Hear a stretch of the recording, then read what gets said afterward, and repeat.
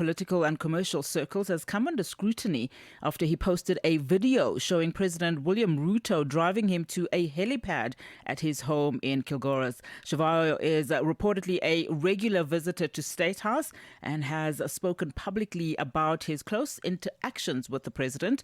The founder of Intratrek Zimbabwe, which is involved in renewable energy projects, was also linked in June 2026 to the proposed expansion of Jomo Kenyatta International Airport, while reports claimed a company associated with Chivayo had secured a role in the multi-billion-dollar project.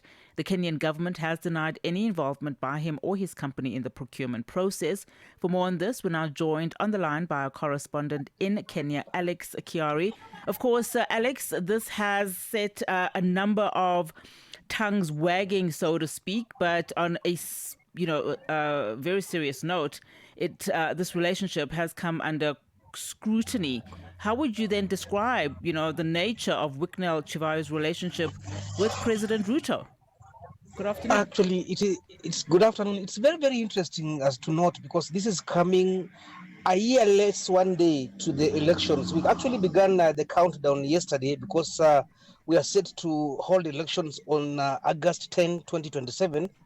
And his presence was specifically the most interesting to social media owner users and also the media houses here, because this is a man whose reputation has not been so glowing in local media terms, because he has been known to be a wheeler dealer, and his association with the president in itself has been pushing this narrative that the president is really not keen on guiding the country to economic success, rather to cut deals with some fictitious and funny people. And to this end, it is still a very huge conversation in the social media circles.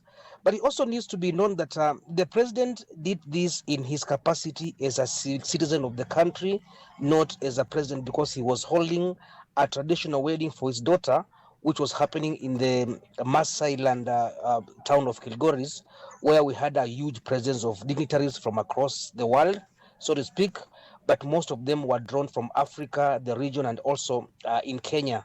And he just happened to be one of the biggest, the most controversial individuals present, but of course we also had some others who were there.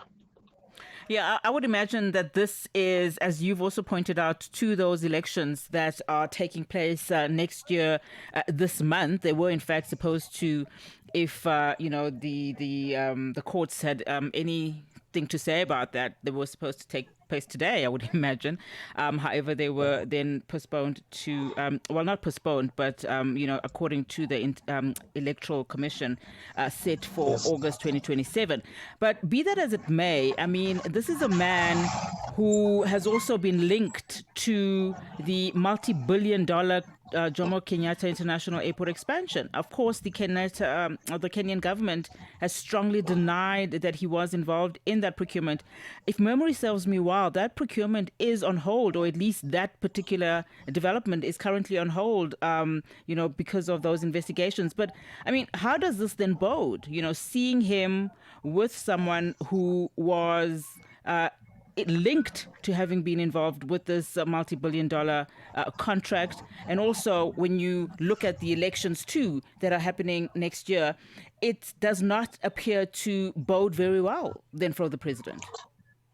You're very right on that, because the president has had this penchant of not hiding his association with some of these people who are known to be not so clean, so to speak. I remember that he never hid his links to the head of the RSF, the Rapid Support Forces in Sudan, which has been linked to the killings and the displacements of so many people in Sudan, especially in southern regions, including Darfur and South and West Kordofan states. But he still welcomed him into the State House, and they had a chat with him, and he never cared about it at all.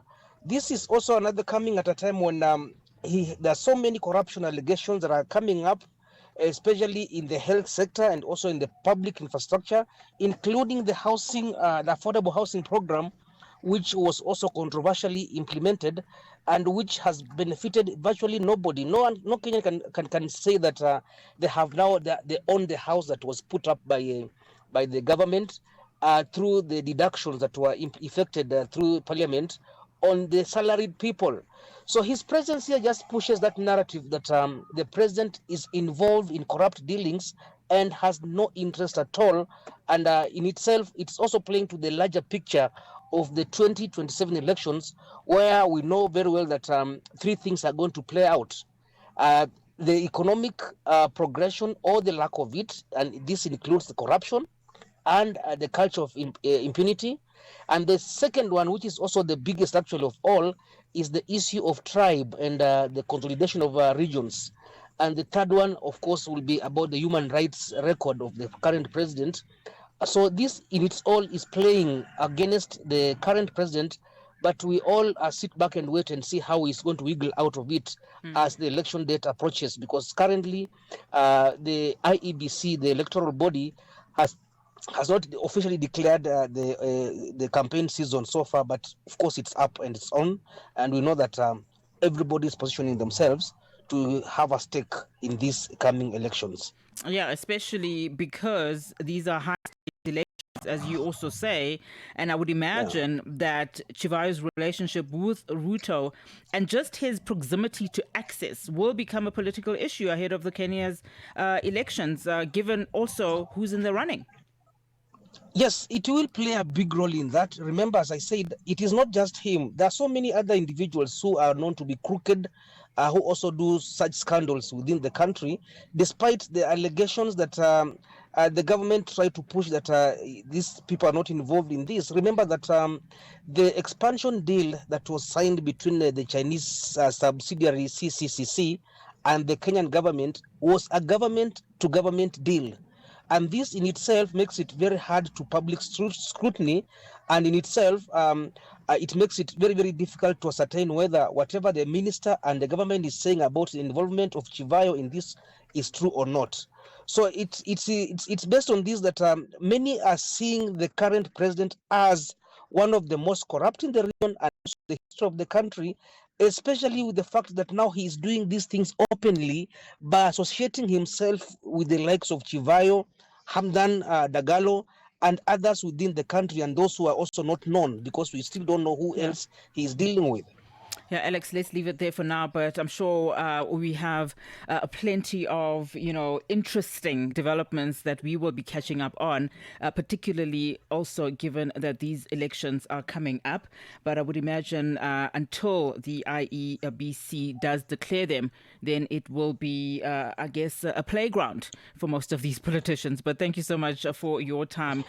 Would love to hear from you, of course. This is one of those topics that we are having in discussion. How unusual do you think is it for a foreign businessman then to have this level of access to a sitting president? Do share your thoughts with us on Channel Africa's social media platforms. And of course, you can send us your WhatsApp voice notes, +27 83 288 6684. Stay tuned to Channel Africa. Stream us on our new and updated website, channelafrica.co.za.